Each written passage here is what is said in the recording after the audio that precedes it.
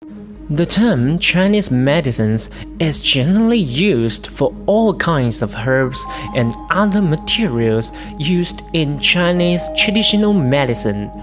Chinese medicines come mainly from plants, animals, and minerals, among which plants make up the greater part and are used the most.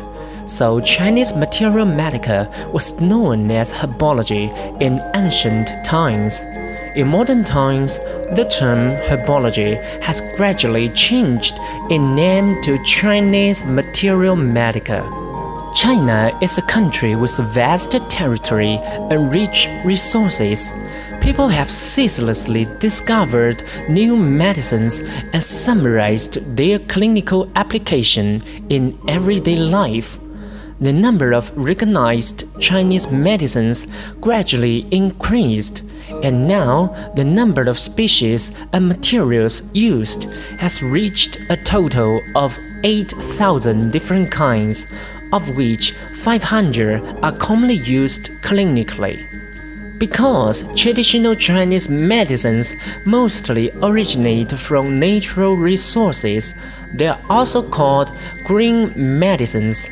Chinese medicines have been used for several thousand years without declining and increasingly receiving greater recognition from many countries around the world.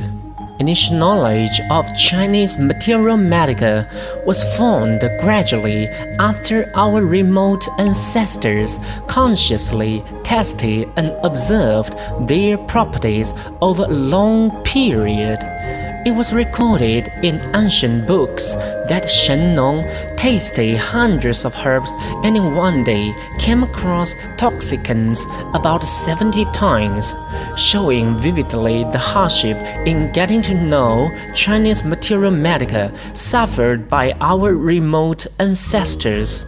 Shen Nong Ben Cao Jing, the classic of herbology, is the earliest ancient medical book extant in China. It recorded 365 medicines and classified them into 3 grades: high, middle, and low grades.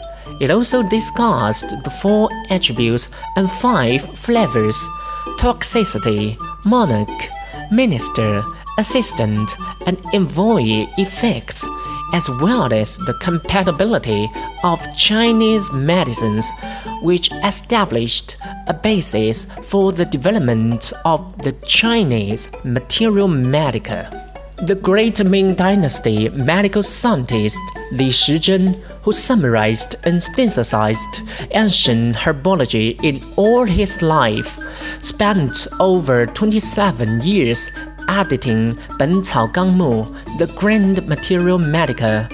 There were 1,892 medicines and more than 11,000 prescriptions in this book, in which the pictures were drawn, former errors were corrected, and the medicines were classified into 16 major categories and 60 types according to their natural properties and ecological conditions.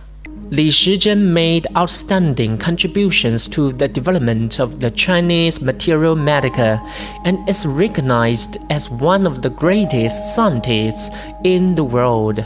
Today, Chinese materia medica, an important component of traditional Chinese medicine, is the study of the basic theory of Chinese medicines and their origination, collection, processing, property, action, and clinical applications. The theory of the properties of Chinese medicines is the basic theory of Chinese materia medica, which includes the 4 attributes, the 5 flavors, the attributive meridians, the properties of lifting, lowering, floating, and sinking, as well as the toxicity. The 4 different attributes of Chinese medicines are called hot, warm, and cool. Generally speaking, Chinese medicines of cold or cool attributes are good for clearing heat, purging fire, cooling the blood, and removing toxic substances. They can alleviate or relieve yang heat syndromes. Chinese medicines of hot or warm attribute have the effects of warming the interior, dispersing cold, restoring yang from collapse, warming the meridians, activating the clitoris, supplementing fire, and supporting yang. They can alleviate or relieve yin-cold syndromes. The 5 flavors of Chinese medicines are acrid, sweet, sour, bitter, and salty. They are determined by the actual tastes and effects of the medicines. In general, acrid medicines have the function of dispersing and promoting qi and blood circulation. Sweet medicines are fortifying, regulating the middle jaw, and relieve spasms. Sour medicines have the effects of astringing and arresting discharge. Bitter medicines are used to purge, dry damp, and fortify yin. Salty medicines can soften a mess and disperse stagnation. They are purgatives, which promote defecation and suppress the excess yang. Lifting, lowering, floating, and sinking are terms used to describe the direction of medicinal action. The first 2 are relative, as are the later 2. Lifting and floating medicines act upward and outward and possess the actions of lifting yang, inducing sweating, expelling wind and cold, and resuscitating patients.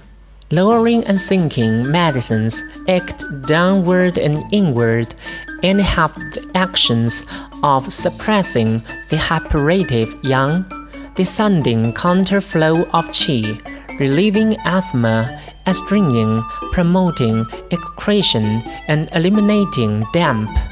Meridian's attribution is a kind of drug-applying rule summarized by the ancients during their long clinical practice.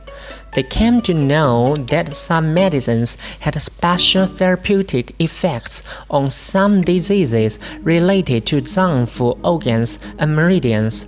It explains the location where Chinese medicines act. In addition, the study of Chinese materia medica deals with the wide range of habitat, collection, storage, processing, compatibility, action, and clinical applications of Chinese medicines. In achieving a desired effect, a prescription will never be decided on by the physician until careful diagnosis of the pathology and determination of treatment have been made. The medicines in the prescription are chosen according to fixed composite principles, and the quantity used and the purpose of a given medicine in the formula is based on the actual diagnosis given to be applied. Used directly in clinical treatment, a Chinese prescription is an embodiment of one of the basic characteristics of TCM treatment based on syndrome differentiation. A typical self-contained prescription is composed of medicines respectively playing the roles of monarch, minister, assistant, and envoy. The monarch acts as the chief medicine for treating the pathogen or the disease. The minister helps the monarch or intensifies the effects of the monarch. The assistant helps to deal with the secondary symptom and sign, or eliminates the side effects of the monarch and the minister. And the envoy leads the other medicines to the diseased part and/or balances the effects of the medicines. Although a prescription consists of 4 kinds of medicines, they are not separated or isolated.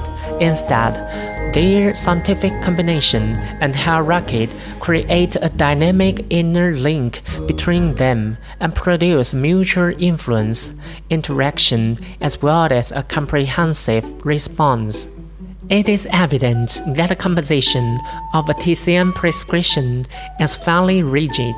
A curative effect can be expected only when a well-balanced prescription is achieved based on composite compatible standards.